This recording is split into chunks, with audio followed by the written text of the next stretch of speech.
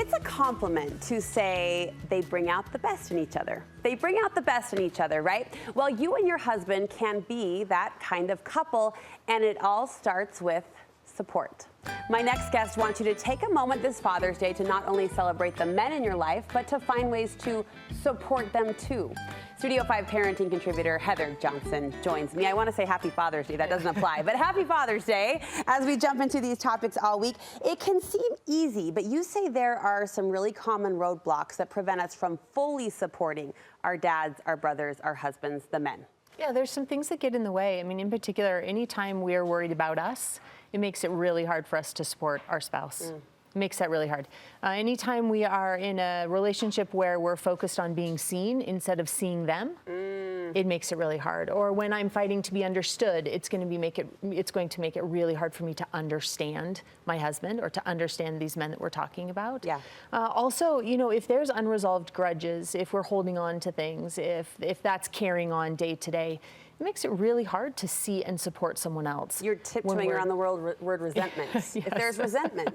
If there's resentment, it's very difficult Yeah. to love and care for and see another person, to support them. Holy. For sure. It makes it really hard. That resentment's going to get in the way. Again, the grudges, when I'm focused on me. Yeah. This ability to fully support someone means that I'm going to step outside myself, and instead I'm going to actually look at them. I'm going to care about them. I'm going to worry more about them than being seen myself. Which, as much as we love them, does take character and discipline and daily fortitude to show up in that way and in that space. Yeah, sometimes hourly, right? Thank you. Sometimes hourly fortitude, where we do. Even just simply being overwhelmed and having a lot on your calendar and a lot on your plate can make it really hard to see your spouse. Really hard. Let's talk about how we can fully support. And this is an edge of my seat question because Heather's about to introduce us to a new rule. A new rule. A new rule. Yes. We know the golden rule. We do, which is, right, to treat other people the way we want to be treated. I had a brain hiccup and I'm glad you stepped in because I do yes. know that rule, but now you're taking it a step further and advancing us to the platinum rule. Yes, the platinum rule is we're going to treat other people the way they want to be treated instead of the way we want to be treated. Right? Now, see how powerful this is when we're fully supporting our spouse, when we're fully supporting our husbands. When we look at it and we come to know them well enough to know how they would like to be treated. How is it that they feel supported? How do they feel emotionally and physically backed? How is it that we can love them? What does it feel like and what are they looking for? We're very quick to say, I'm going to deliver love the way I best receive it. And if we want to fully support someone, we want to take on that, live that platinum rule where we step back and say, you know what? How can I fully support you? What do you need? I'm going to give you that. I think this is an exciting challenge because it highlights and celebrates, it underscores kind of the intimacy of the relationship. Like I know you in a nuanced way that allows me to step up in those in-between gap points that other people might not know. Absolutely. And it's not just when I see you, for example, succeed or that I know this is how, again, you want me to communicate with you. But it is recognizing, like you said, those tiny little in-between points. It's recognizing what frustrates them and not pushing those buttons. Yeah. It's us recognizing what an overwhelming or long day looks like and knowing what it looks like to support it instead of perpetuate it. It's that. We want to treat them the way they would like to be treated instead of thinking they need to make changes for us. Next, Heather says we have to go golfing. Yeah. She doesn't say that exactly. Or learn to ride dirt bikes. Okay. We have to take interest in their interest. Interest in their interests, right? And it is so fun when this happens. Now think about it. It's fun. We do this with our kids a ton, right? Yeah. I mean, I very quickly can think of when our son was very small, probably third grade. He picked up on some game at school, wanted to talk about it and play it every single day when he came home. I couldn't have cared less about this game.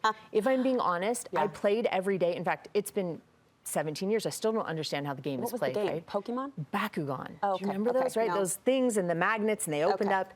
And so to look at that and realize that I actually loved those afternoons with him because I loved him. Yeah. Not because I loved the game. And it's the same way with our spouses. We want to take interest in what they're interested in because we care about them. And we can do that in our own realm. I have to give credit to my mom who always says, I'll drive the cart.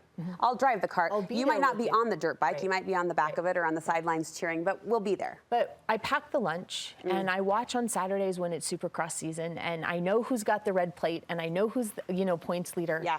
It's actually saying, I see you and who you are is just right.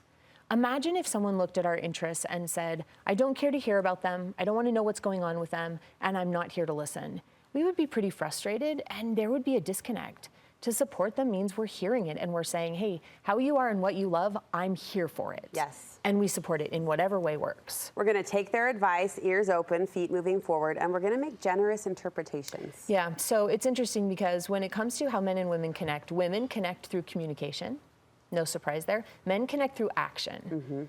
Giving advice and solving problems, they're actions. So we often get pretty upset, offended, annoyed, even resentful when our husbands give us advice or when they provide solutions. And we hear it as, you're not listening to me, you won't listen to me. We get frustrated when we realize we could take a step back and go, wait a second, they're actually offering us what they deem to be a really great gift in order to connect with us. Their action. We don't think about it that way, but when they give us the action or solution, we can take it as that. We can take it as, how awesome is this that they care enough that they want to help in this realm to connect with me. What would be an example of a generous interpretation in day-to-day life? Always assuming that they're doing the best they know how. Always. Husbands mess up, and so do we.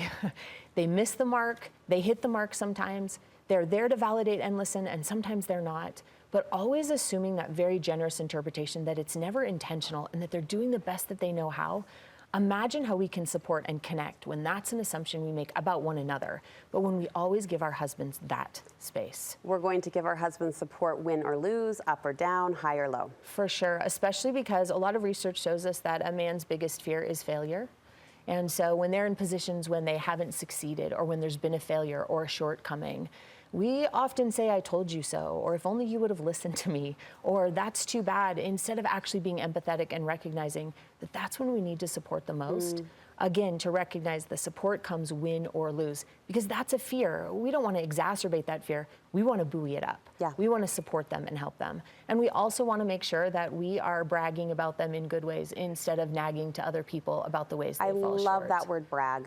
Brag it up. All the time. It's unfortunate we get in situations where we are quick to usually use humor and some sarcasm, but we point out everything from whether or not they snore to the things that they don't do adequately to the frustrations. Women tend to treat it as a connection point, which I think is sad. So it is, because it might connect here, Yeah. but it's actually going to disconnect in the relationship that we want to support the most. And it's an unfortunate thing. Don't find ourselves in those positions. Yes. Say all the great things. We're going to fully support in all of these ways, Heather. Thank you so much.